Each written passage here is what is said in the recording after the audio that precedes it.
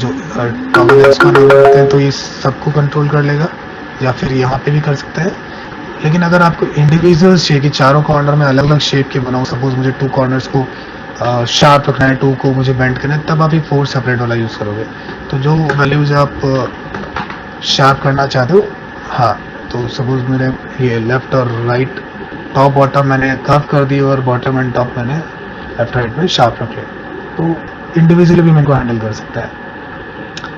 On off है ये हमारे पास। आपको कई बार होगा कि मुझे फिल नहीं करना है, तो ऑब्वियसली फिल आप ऑन ऑफ कर सकते हो। आई ड्रॉपर आपको पता ही है आई ड्रॉपर का फंक्शनैलिटी क्या होता है। सो बेसिकली फोटोशॉप की तरह ही है, जो कलर आप चाहो चूज़ कर सकते हो, और आई प्रेस करने से ये इनेबल्ड हो जाता है। तो आई प्रेस करने से हम कोई भी कलर से ये कर सकते हैं। बॉर्डर इज लाइक से बॉर्डर है हमारे पास, तो बॉर्डर कितना होना चाहिए, उसकी विड्थ, ठीक है, पर बॉर्डर इनसाइड होना चाहिए, आउटसाइड होना चाहिए। इसके अलावा बॉर्डर्स के लिए भी आपके पास कॉर्नर्स बॉर्डर की आप मेंटेन कर सकते हैं। आप नहीं, इससे हम मेंटेन करेंगे।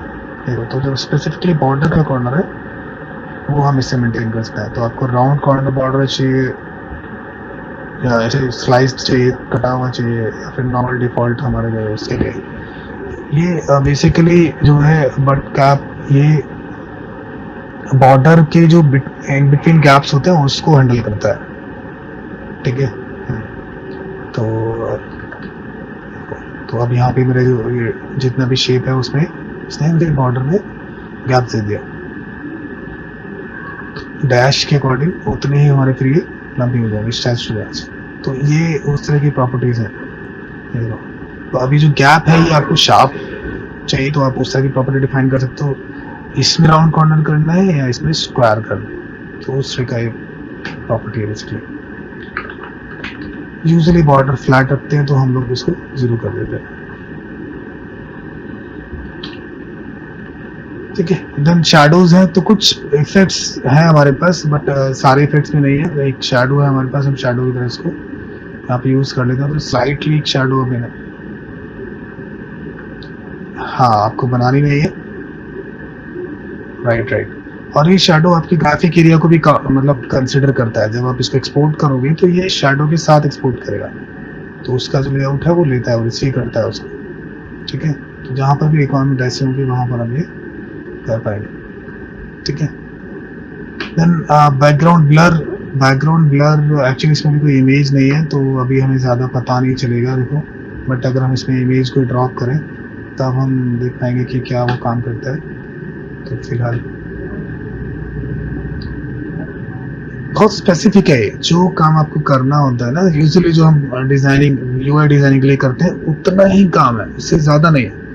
अब फोटोशॉप और इलस्ट्रेटर के बहुत रिच सॉफ्टवेयर हैं, उनको लोग 3D एनिमेशन में भी यूज़ करते हैं, प्रिंट मीडिया में भी यूज़ करते हैं, है ना, वेब और एप्लीकेशंस के लिए भी यूज़ करते हैं। इवन फोटोशॉप में लोग HTML बना लेते हैं, पूरा HTML कन्वर्जन वगैरह भी होता है वहाँ पे। तो वो जो प्लेटफॉर्म है वो ऐसे हैं कि उनको वो यूनिवर्स, मतलब उनका जो पर्पस है वो वर्सेटाइल बोल सकते हो, कि वर्सेटाइल सॉफ्टवेयर है, वो कहीं भी किसी भी पाइपलाइन में फिक्स हो जाते हैं, फिट हो जाते हैं।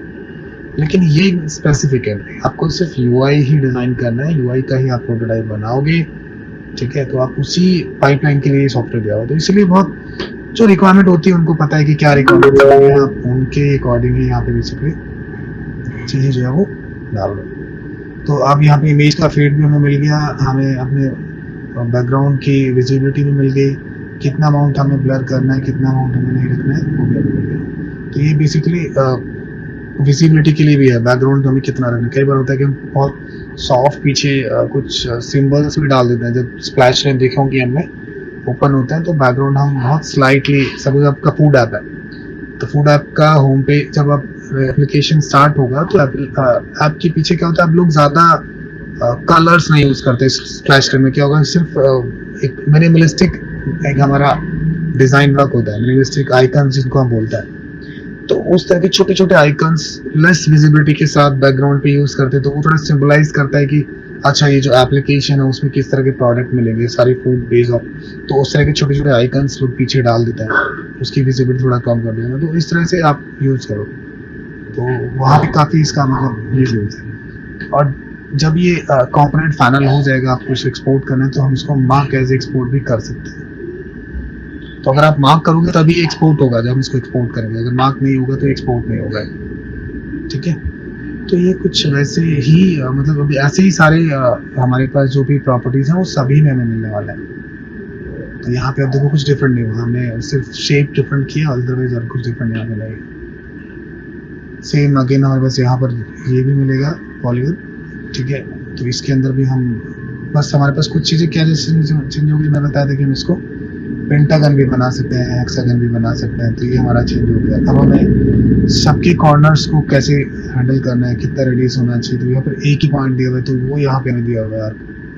ठीक है, तो यहाँ पर भी हमें एक और वैल्यू दी हुई है जिससे हम शेप को अलग अलग बेसिकली मोड कर सकते हैं। तो इस तरह के मिनिमलिस्टिक आइकन बनाने के लिए बहुत मतलब ईजी हो जाती हैं चीज़ें हमारे पास यहाँ। ठीक है, जस्ट ड्रैग एंड ड्रॉप, जो भी इमेज चाहिए ड्रैग करो एंड ड्रॉप इट। ये ऑटोमेटिकली बाय डिफॉल्ट मास्क करता है चीज़ों को। ठीक है, लेकिन अगर आप चाहते हो कि नहीं मुझे एरिया या इमेज देखना है कितना कहाँ पे प्लेसमेंट करनी है, तो जैसे अभी अगर ये इसको ड्रॉप किया तो, लेकिन ये प्रॉपरली भी फोकस, मतलब ये जो राइटिंग एरिया है, ये पेंसिल दिख रहा है, ये शायद मिड में आए तो ज़्यादा अच्छा रहेगा। तो डबल क्लिक करो तो आपको पूरा इमेज प्रीव्यू करेगा विदाउट मास्क। इसको आप प्लेस कर सकते हो। नहीं, शेप में ड्रॉप कर दो, हाँ, तो ये बाय डिफॉल्ट ले लेता है उसको, बाय डिफॉल्ट मास्क है। बेसिकली पिक्चर इन प्लेस का जो काम होता है ना ऑपरेशन, वो पिक्चर इन प्लेस से बाय डिफॉल्ट कर देते हैं। अगेन कि आपके प्रोसेस को फास्ट कर दिया, स्टेप्स जो है वो हमें कम हमारे हो गए कि हम बाहर ड्रॉप करते, फिर पिक्चर इन प्लेस करते, शेप सेलेक्ट करते, इमेज सेलेक्ट करते, क्लिक करते, एंटर करते, वो सब उसने डायरेक्टली दे दिया आपको। ठीक है, तो ये मतलब इस सॉफ्टवेयर यही फायदे हैं हमारे, हम इनको बहुत इजीली मेंटेन कर सकते हैं। ठीक है, सो ऐसे ही पेन टूल भी है। पेन टूल के शेप्स के लिए भी जब आपको शेप्स बनाने होंगे, बेजर हैंडल से अवेयर हो गए हैं, इनका सेम ही यूज है। तो आप इसको कभी भी कहीं भी मतलब ऐड कर सकते हो, उसको मैनिपुलेट कर सकते हो। तो सिंपल वैसे ही है जैसे हमारे पास फोटोशॉप में हेल्प करता है। हमारे पास आइटम्स है ना सारे, ये हमारा एक तरीके का हायरार्की है। अब इसको लेयर्स बोल दो, हायरार्की बोल दो, आउटलाइनर बोल दो, बेसिकली जितने भी कंपोनेंट्स हम यहाँ पे यूज कर रहे हैं उन्हीं के ये आईडीज यहाँ पे क्रिएट करता जाएगा। ठीक है, और ये नीचे एक स्विच है यहाँ पे, इससे एनेबल्ड होता है। तो ये लेयर्स का ही है बेसिकली। अब यहाँ पे आप ग्रुपिंग भी कर सकते हो, इसको रीनेम करना है तो रीनेम कर सकते हो, जो भी उसका नाम देना है, शेप वन। ये लॉगिन फील्ड है तो उस पर डबल क्लिक करना है जस्ट, सो लॉगिन फील्ड। ग्रुपिंग करनी है तो वो सारे प्रॉपर्टीज भी आएंगे, राइट क्लिक करोगे तो यहाँ पर हम इसको ग्रुप भी कर पाएंगे। कंट्रोल से शॉर्टकट है हमारा, तो ये ग्रुप बन गया। ठीक है, और हम मल्टीपल आर्टबोर्ड जब यूज कर रहे होंगे तब हमें थोड़ा केयरफुल रहना है, क्योंकि बहुत ज्यादा आर्टबोर्ड्स होंगे तो ये उतना ही रिच होता जाएगा। ठीक है, अभी हमारे पास वेब वन था, तो जब वेब वन हमने सेलेक्ट किया होगा तो इसकी जो चीज़ें हैं, इसकी जो प्रॉपर्टीज हैं वो अलग देखने को मिलेंगे, इसकी अलग हम देख पाएंगे। तो तब थोड़ा सा हमें ध्यान रखना है कि हम किस तरह से इसको नेविगेट कर रहे हैं। बाकी सारा प्रॉपर लेयर सिस्टम है यहाँ पर हमारे पास। ठीक है, इसके अलावा यहाँ पे ये लिंक एसेट मैंने बताया था कि हम लिंक एसेट्स में अपनी खुद की एक कॉन्टेक्ट शीट, एक स्टाइल शीट बोल सकते हो, स्टाइल गाइड होती है कि एप्लीकेशन का क्या फॉन्ट होगा, क्या बटन टाइप होगा, उसका क्या कलर होगा, तो हम प्रीफिक्स अपने लिए बना लेंगे पहले और उनको हम यूज़ करेंगे। हमारे इस चैनल को शेयर करें, सब्सक्राइब करें, लाइक करें और हाँ, बेल आइकन के बटन को दबाना बिल्कुल ना भूलें।